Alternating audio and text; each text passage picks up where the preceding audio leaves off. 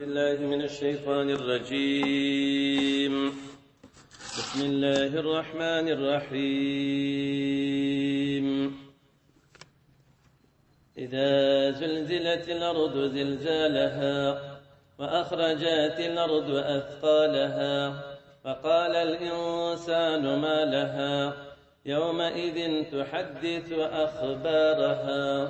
بأن ربك أوحى لها. صدق الله العلي العظيم.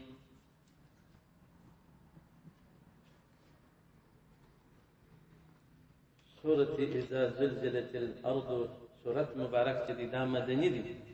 فمدينة طيبة نازل سوي دي. ده سورة النساء ورست نازل سوي دي. دا سورة مبارك جدي أتا آيات لري. ټول کلمې د دې سورت چې دي 15 کلمې لري. ټول حروف د دې سورت مبارک چې دي 149 کلمې لري. حروف لري یعنی یو نیم سل په یو کم حرف پکښې دي په دې سورت مبارک. نو په دې سورت مبارک داسې ثوابونه لري. نبی کریم صلی الله علیه وسلم په یو حدیث کې یو چاته ورشي إذا زلزلت الأرض سورة مبارك جديدة ربع د قرآن جوړیږي په دې سره. سلور وارې سړی ووایي لکه ختم د قرآن شریف چې وکړي. سلور وارې چې سړی قل یا الکافرون شریف سورت ووایي لکه ختم د قرآن چې وکړي. سلور وارې اذا جاء څوک ووایي لکه ختم د قرآن چې وکړي. دا إذا زلزلت الأرض هم دا رقم دی.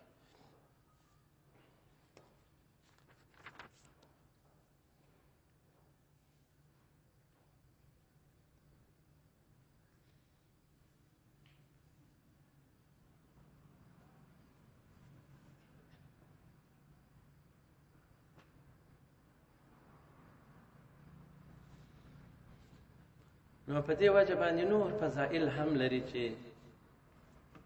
دا سورت مبارک یو سرمایه هم ده. یو سړی ول زه واده نسم کولی. نبي علیه السلام مبارک صلی الله علیه وسلم ورته وفرمایله چې قل ولا شریف ستا نه دی، دغه څوس د قرآن کېږي دا څونه خاني ده. آیا ستا سره اذا جاء نصر الله والفتح سورت نسته؟ دا ربع د قرآن کېږي. ستا سره قل یا الکافرون نسته؟ دا ربع د قرآن کېږي. ستا سره اذا زلزلت الارض نسته؟ دا نه دي پیا، دا هم ربع د قرآن کېږي. تزوج په دغه سره واده وکړه، بس هغه د سرمایه ده، هغه ورشي و بس هغه به ولورث.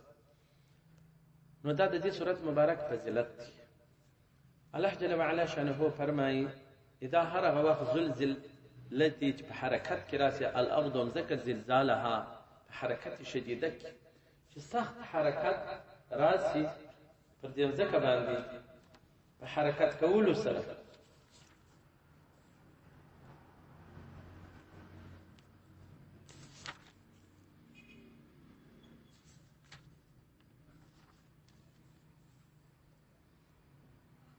يعني دلاني دفع دامزك حركات بيداكي وإذ ضربت اضطرابا هائلا حتى يتكسر كل شيء عليها. دامزك هر شيء غبر سرى ونريج مات بس لك الله جل جلاله في سورة الحج كفرماي أولا بر آياتي يا أيها الناس اتقوا أي إنسانان تسوبر ربكم دخل رب جل جلاله وسرخا إن زلزلة الساعة زلزلة ساعة ده شيء عظيم. دا یو شی عظیم ده، اسانه خبره نه ده. دا خورا سخته ده دغه زلزله. نو مځکه به خپل اینه ګرد راوغورځي چې د دې په نس کې هر شی وي هغه به ګرد را خارج کړي.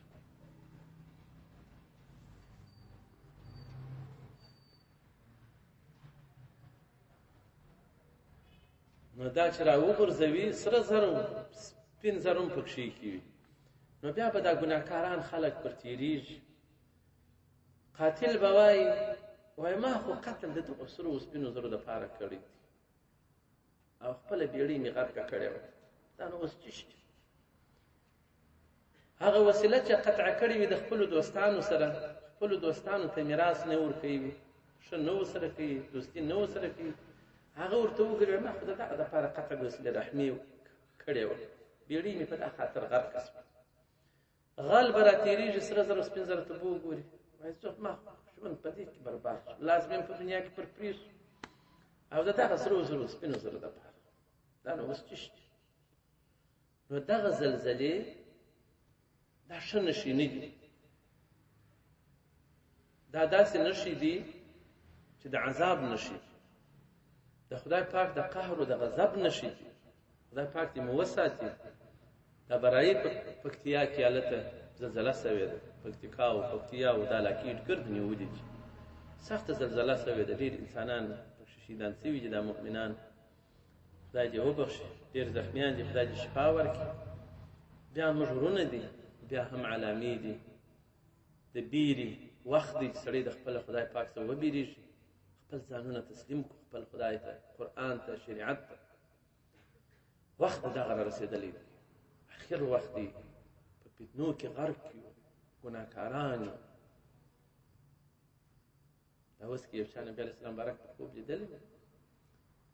دا زما امت اوس څه سوي دي دا ولې داسې دي لکه انشه چې حق ته نه ګوري که سره دا څه په وسپنه نو دغسې رښتیا هم دا امت ګرده لکه نشه دغسې دی په پیسو د ځان بس دغه غم ورسره دی د آخرت د قبر غم نه دی ورسره د حق او د باطل غم نه دی ورسره چې کوم کار زه کوم دا حق دی که باطل پر کومه لار چې زه روان یم کوم سیر چې ما غوره کړی دی دا اوس حق دی که باطل دا اوس ښه دی که بد دا موافق دی د قرآن سره که نه دی دا څه راوسپل نو ځکه ثمره یې دا راځي چې هغه زلازلې دي طوفانونه دي نو موږ تاسې به خپل خدای ته توبې کاږوزارۍ به کوو د عذابونه ټوله رب جل وعلا په امر باندې راځي نو چې پر پکتیا او پکتیکا باندې زلزله کولی سي آیا پر کندهار او هلمند او پر نورو ولایاتو نسي کولی کولی سي باید موږ سخت د خپل خدای وبېرېږو چې اوس زلزله نه ده راغلې باید خدای پاک ته توبه وباسو استغفار ځینې وغواړو پر خپلو اعمالو کړنو باندې پښیمان اوسو چې مخالفتونه مو کړي دي دا ډېر سرکشي ډېر لویي و تکبر ډېر په ګناه کې خښتېده دا سړی به عادي کړي وهم نه لري د په زړه کې د خدای پاک سره د ده په سر باندې به عذاب راځي د خدای پاک په دی به پاک نه کړي د ده په خاطر به راځي د ده د عمل په شمیت باندې مګر دی به عیب نه بولي نو دا زلزلې دا د ورځ د قیامت زلزلې هم راځي او د آخره زمانه کې به هم دا زلزلې ډېرې وي ځکه چې اعمال به پوچ سي د دې انسانانو په خوله به ښایسته دعوې کوي مګر اعمال به پوچ وي پر بل چا به ښه ټاپي و د کفر او د یهودیت او د نصرانیت وهلی سي او خپله په خپله بیړۍ بې غر کوي دی په ځان نه خبر دغه چمونه اوس په موږ داسې کې شته موږ داسې په جامعه کې شته نو الله جل وعلا دې مو د خپل قهر او غضب څخه وساتي موږ مؤمنان ټوله طاقت یې نه لرو نو ډېر انسانان چې بې باکه کېږي دغسې بې باکه سي باکه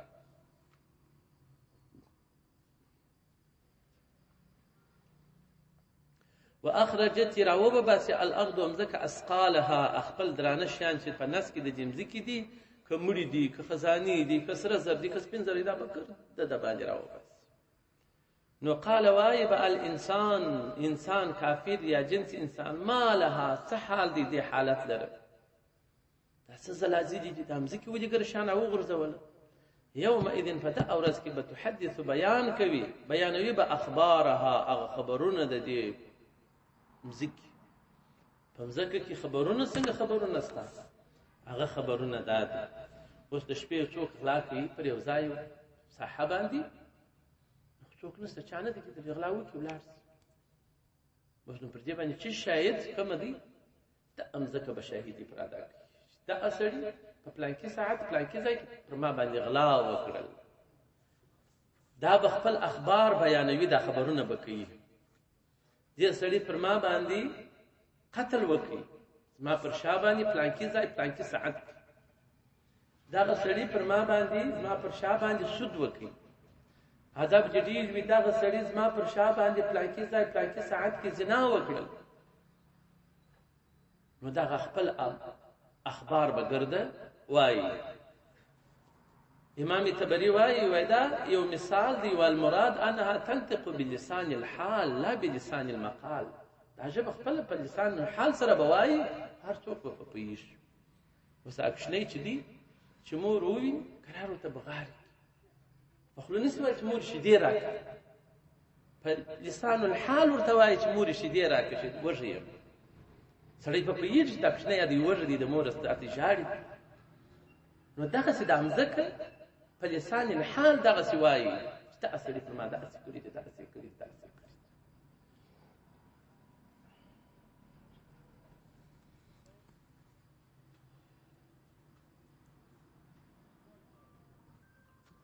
دا چې دا خپل اخبار وایي، خبرې کوي، بأن ربک، په تحقیق سره رب کستا چې دی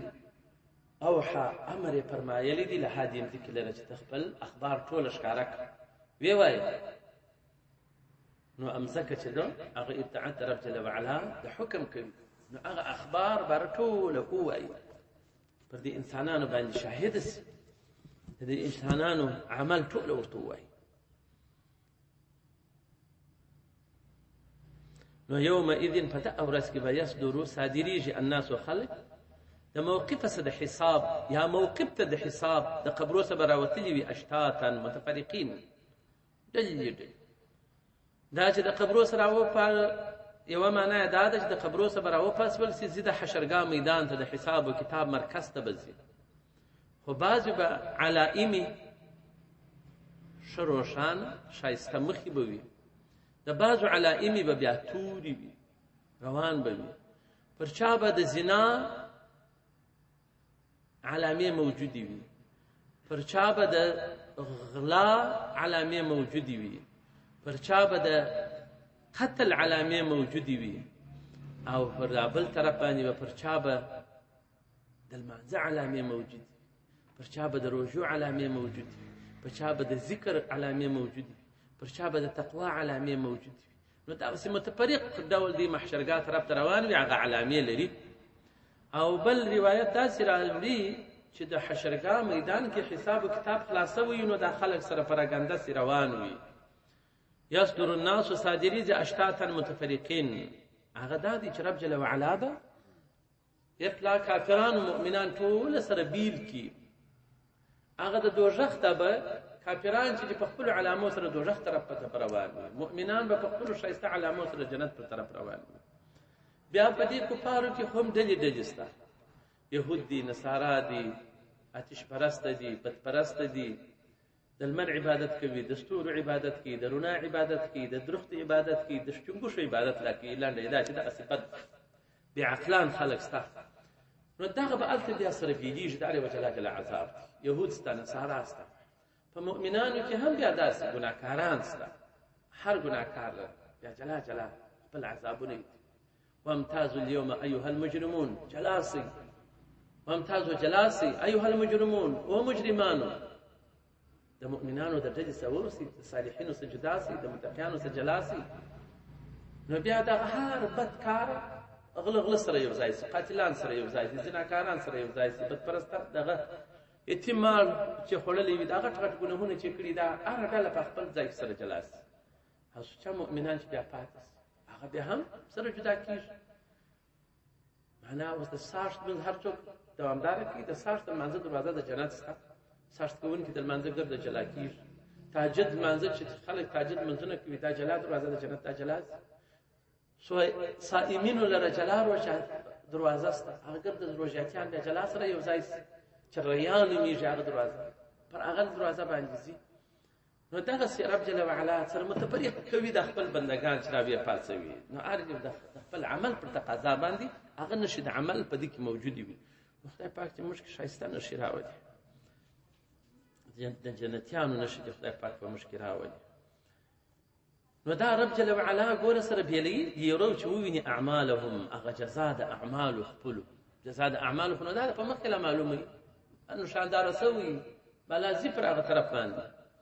نو فمن هر هغه څوک عمل چې عمل یې کړي مثقاله پر اندازه ذرة د یوې ذرې، په کلکین کې روښنایي د لمر راسي، ذرې ذرې نازک نازک شان پکې سرخي، خیرا دا چې د خیر وي یره هغه به وویني، بعضې کسان داسې به په اول سر کې چې کوچنی خیر کار بې نه کوئ دا نو ثواب نه لري دا پاکولو نه ارزي او بعضې خلک بیا داسې به د کوچني ګناه اوسې ځان نه ساتي وزه دا خو نه کوچني ګناه ده نو الله جل جلاله دا آیات مبارک نازل کړي که مثقال ذرتین د خیر وي رهو هغه به وویني ثوابونه د یوې ذرې اندازه که در کار دې کړی وي لا به هم تا ته خدای پاک ثوابونه درکړي ومن یعمل مثقال ذره که چا عمل په مثقال د یوې ذرې وکړي شرن د شر یرهو هغه جزا به وویني نو خلاصېدلی نسي نو بیا هغه جزا ستا په دې باندې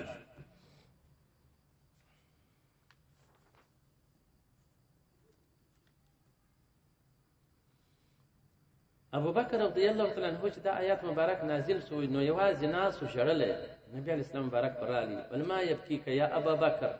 چشتي ژړوي او ابو بکر قال يبكيني هذه السوره ما ژړوي دا سوره فقال رسول الله صلی الله علیه وسلم وفرمایل لولا انکم تخطئون وتذنبون کچيري تاسو خطاوي نه کوي ګناوي نه کوي د خدای پاک ته بیا توبې ورسته نه کاږي نو څوک خطا وکړي خدای پاک ته توبه کاږي استغفار غواړي نو که چې دا نه کوي نو لخلق الله امه يخطئون ويذنبون فيغفر لهم بیا به خدای پاک پیدا کړي داسې یو مجد هغه به خطاوي کوي ګناوي به کوي الله جل جلاله به بخښ ورته کوي نو دا د دې پورې چې توبه لوی شی دی استغفار لوی شی دی که موږ ګناهکاران یو باید خپل خدای پاک ته توبې وباسو استغفار طلب کړو د خپل خدای پاک نو دا اصل شی دی سړی کامیابه کوي سړی پر دغه اندازه وي الله جل جلاله بار بار دغه تلل د اعمالو که د خیر وي که د شر دا خو نو په ترازو معلومیږي هغه ترازو خو نو داسې ترازو دی الهي ترازو دی چې د هر چا اندازه وي هغه معلومیږي نو یو څوک به وایي چې د اعمال خو نو په سترګو نه لیدل کېږي دا څنګه تللی کېږي دا خدای شی محسوس نه دی بلبصر یا وزن نه لري شی نه دا څنګه تللی کېږي نو دا په دې دنیا کې مثالونه شته اوس دا ګرمي ته په مټ کې راواخه دا ګرمي ته ویني مګر موږ ته په راډیو کې وایي سبا په کندهار کې 40 درجې ګرمي دا دې په لاس کې ونیول دا په چش کې ونیول دا نه چې اندازه یې کېږي هغه شی چې محسوس نه وي مګر دې اندازه کوي سبا په پلان کې ځای کې دونه یخني وي یو شی پر ذکر درکشي یا پر لاس او څو درجې حرارت تبه ده دا تبه په وزن کې نه ده په سترګو کې د کیږي په ویش کې راواخې چې واده مګر هغه دې اندازه لري نو دې په دې دنیا کې دغه مثالونه شته نو د اعمال هم داسې تل کېږي خپل اندازه لري خپل پیمانه لري که د ذرې قدر وي هم هغه شی هغه الهي ترازو راباسي خدای پاک فرمایلی دی بار بار آیاتونه دی ونضع الموازین القسط موږ بکشیرو ترازو د عدل لیوم القیامة په ورځ کې د قیامت فلا تظلم نفس من شیئا ظلم نه کول کېږي د نفس سره د هېڅ شي وإن کان مثقال حبة من خردل که چیرې وي پر اندازه د یوې دانې د اژدن اتینا به یا سپلنۍ موږ به په هغه سره راتګ وکړو وکفا بنا حاسبین کافي والی دی په موږ سره حساب کوونکي سورة الانبیاء 40 نمبر آیات او دا غره کم بل آیات سورة کهف شریف کې راځي ووضع الكتاب خدای پاک به موږ بکشیر د عملنامې د دې خلق فتراویني به المجرمین مجرمان به د خپل عملنامې ویني مشفقین سخت به بیریږي مما فيه د هغه څه چې په دې عملنامه کې دي ويقولون دی به وایي یا ویلتنا او هلاکت زموږ ما صح لجهاز الكتاب دغه کتاب لره چې خدای پاک لیکلی دی کرام الکاتبین په واسطه لا یغادر صغیرة ولا کبیرة چې نه دی پرې شي کوچنی شي ولا غټ شي الا احصاها هغه حساب لیکي نو وجدوا دی به موجود کې ما هغه شی عملو چې دی عمل کړی دی حاضرا حاضر ولا يظلم ربك احد ظلم نه کوي رب ستاسو هیڅ چا سره نو ځکه چې دا رقم حساب دی امام بخاری دا حدیث نقل کړی دی نبی کریم صلی الله علیه وسلم فرمایي اتقوا النار ځان ساتي د اور څخه ولو بشق تمره کسم یو طرف د خرما ولو بکلمه طیبه کسهم په یو کلمه طیبه سره یو ښه خبره چاته وکړي دا هم ستا دپاره خیر دی دوزخ د اوره به سړی ځان په ساتي نو ګوره چې دا بعض خلک وایي دا غیر امر یوسي خلک یو نقول نه خود یو شی خیرات دی دا بدعت دی دا نه ولې خیرات دی نبی علیه السلام بارک وایي د خرما په یو کنج د دوزخ ځان خلاص کړه چې زه نقول نه خود خیراتوم د دوزخ د اوره ځان ساتم دا مړ ته ثوابونه وربخښم یا خپل ځان ساتم نه دا ولې بدعت شو دا امر د نبی علیه السلام بارک نو هر شی زموږ چې دی داسې سند لري، خو دې بې سنده خلک دې پر موږ اعتراضونه کوي پر مسلمانانو، کله اسقاط کې خبرې کوي، کله په خیرات کې خبرې کوي، کله په دعا کې خبرې کوي. دغه خلک چې دا خبرې کوي دا مذهب سغوتلي خلک دي.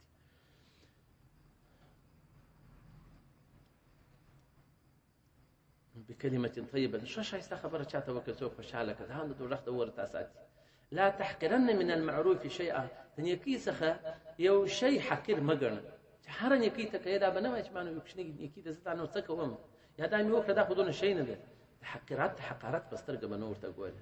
ولو ان تفرغ من دلوک فی اناء المستسقي، که څوم دغه نیک کار دا ستا سلواغه د ساس راوکښل د مسلمان په ګډوډ کې دا اوبه وراچوي، دا هم خیر دی، دا الا کوچنۍ مه ګڼه. ولو ان تلقى اخاك وجهك اليه منبسطا، که څوم ته د خپل ورور سره مخامخ شوې بس تندی دې ورین خندا ورته نیولې، دا هم ستا دپاره یو خیر دی، نیکي ده، کوچنۍ یې مه ګڼه. او د هغه رقم نبي علیه السلام مبارک ښځو ته فرمایلي دي یا معشر النساء المؤمنات، او ټولې د ښځو د مؤمنانو، لا تحقرن جارة لجارتها، کوچنۍ دې نه ګڼي یو امسایه د بلې امسایه ښځې یو شی چې درته راواز کوي هغه حقیر مه ګڼه. ولو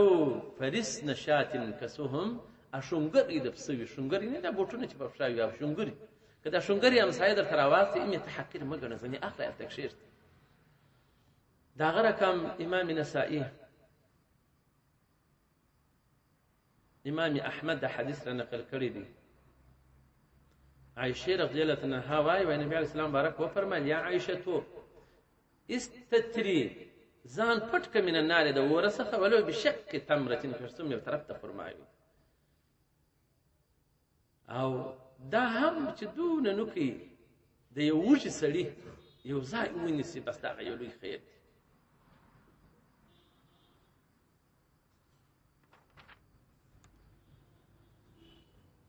او بل دا دی چې په ورځ کې د قیامت نبي علیه السلام مبارک فرمایي هیڅوک نشته مګر چې وي ویلوم نفسه، خپل ځان به ملامتوي. فإن كان محسنا، که په دې ژوند کې ښه نیکي کړي، فیقول بیا به ووایي لم لا ازددت احسانا، ولې ما په ژوند کې درته هغه لا نیکۍ ډېرې نه کولې، ولې زه د شپې دونه ډېر بېدېدلم. دا به خپل ځان ته وایي، پر دې به خپل ځان ملامتوي. او ان كان غیر ذلك نیکي نه وي کړې، یقول به وایي لم لا نزعت عن المعاصي، زه نو ولې مې د ګناه څخه ځان نه کښېږدي تر ابده پورې، ما نو در څه وخته پورې ځان ساتي، هغه مړ شو.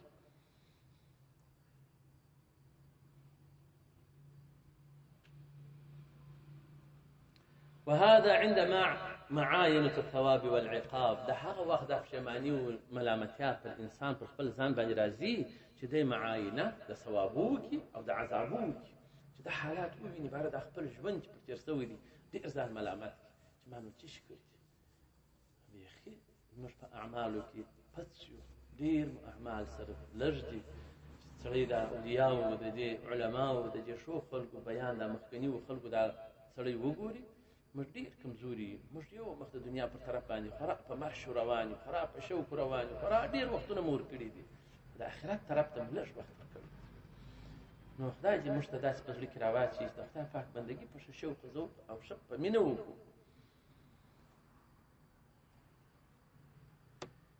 نو که څوک کوچنی کار وي که لوی کار وي دی به د سر په سترګو سره هغه وویني، لکه الله جل جلاله چې وفرمایل.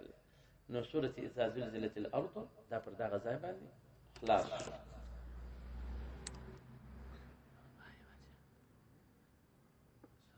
سورة والعاديات